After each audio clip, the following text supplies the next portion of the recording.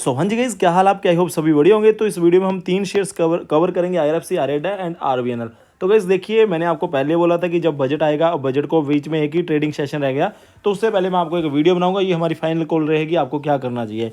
अब गाइस सबसे पहले आपके सामने जो चार्ट लगा, ये IRFC का चार्ट लगा हुआ है, और आपको ये बात पता होगी कि इसने अपने ऑल टाइम हाई लगाए थे 230 को। इसने कुछ ही दिन पहले टच किया था, और उसके बाद आफ्टर दैट आपने देखा होगा कि कुछ 20-25 रुपए की आपको गिरावट और 205 के ऊपर की आपको इसकी क्लोजिंग पिछले ट्रेडिंग सेशन में देखने को मिली है।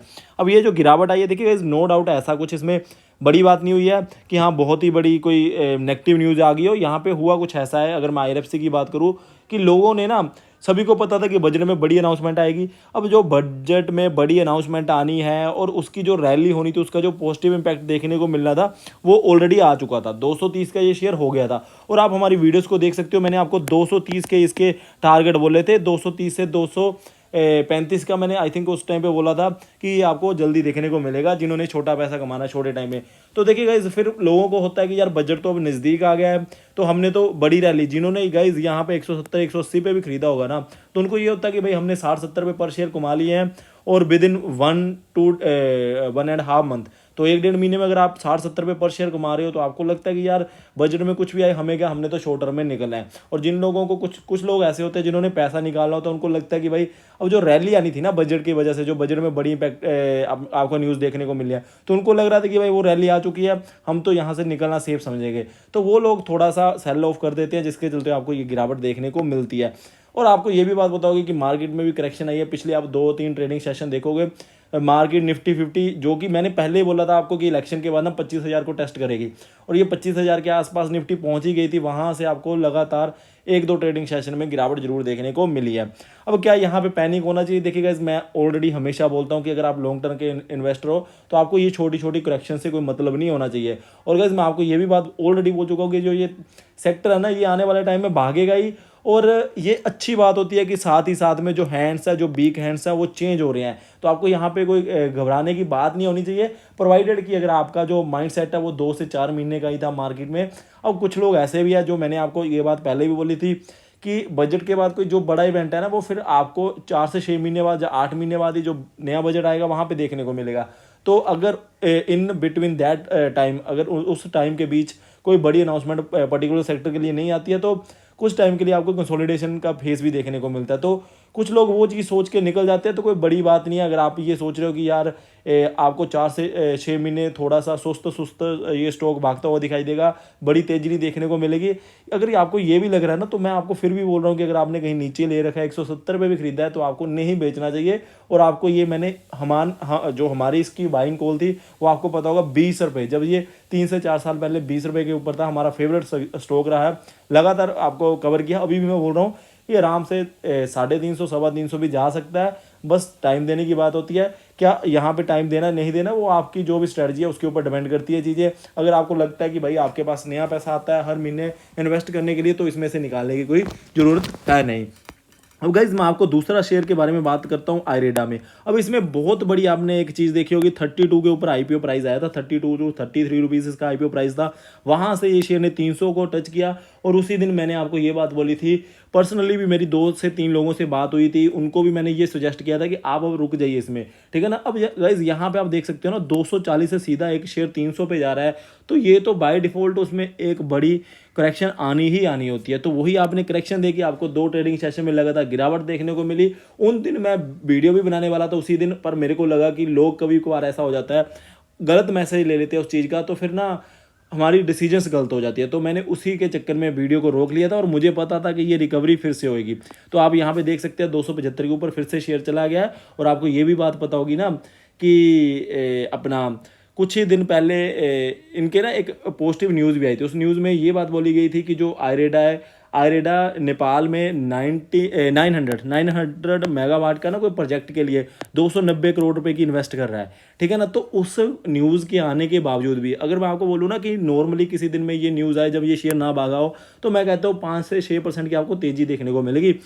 वो न्यूज़ के आने के बावजूद भी यहाँ पे आपको 4 से 5-6% का कट देखने को मिला था। साफ चीज़ें जाहिर हो रही थी कि जिन्होंने 300 को जो साइकोलॉजिकली लेवल लेके रखा हुआ था कि भाई अब तो ये काफ़ी ऊपर चला गया, निकलते हैं, तो उन लोगों ने सेल ऑफ किया है, कोई घबराने की बात नहीं है। और गाइस मैंने आपको बताया कि बजट के लिए अभी भी 1 दिन है, तो आपके पास कल का दिन भी रहेगा। अगर आप शॉर्ट टर्म के लोग हो तो आप यहाँ से देख सकते हैं कि आपको क्या करना है।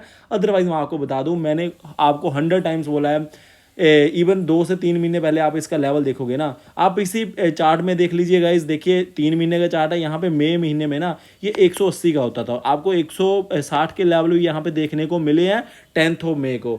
तो अभी 2 महीने भी नहीं हुए हैं, 2 महीने में अगर शेयर आपको एक तरीके से डबल पैसा करके दे रहा तो और क्या चाहिए होता है। वो आपको मैंने ये बात उस टाइम पे भी बोली थी, लगातार बोल रहा था कि जो ये आने वाला टाइम है ना उसमें ये सेक्टर भागेगा ही। और जैसे हमारे जो पीएम है, जैसे इन इलेक्ट हुए थे ये, वहाँ पे इनकी ना पहली स्पीच में आपको ये सेक्टर का जिक्र देखने को मिल गया था, जब इन्होंने पहली स्पीच में ये बात बोल दी। और मैं ये चीज़ एक्सपेक्ट कर रहा हूँ कि बजट में कुछ बड़ी चीज़ें आ सकती है।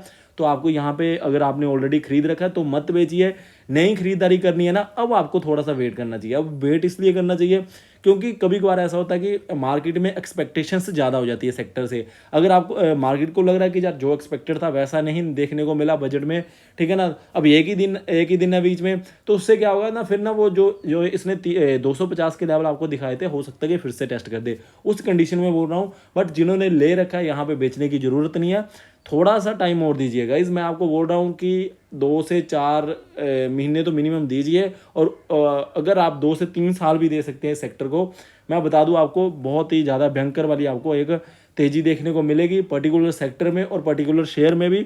और ये मत सोचिए कि 32 से शेयर अगर 300 का हो गया तो नीचे आना चाहिए। अब काफ़ी रिपोर्ट्स निकल के आ रही है, वहाँ से बोला जा रहा था कि भाई यहाँ पे तो 40 to 50% की करेक्शन आनी चाहिए। गाइस वो सारी रिपोर्ट्स ना एक टाइम के लिए आपको फिर ऐसे लगता है कि आपने गलती कर दी है।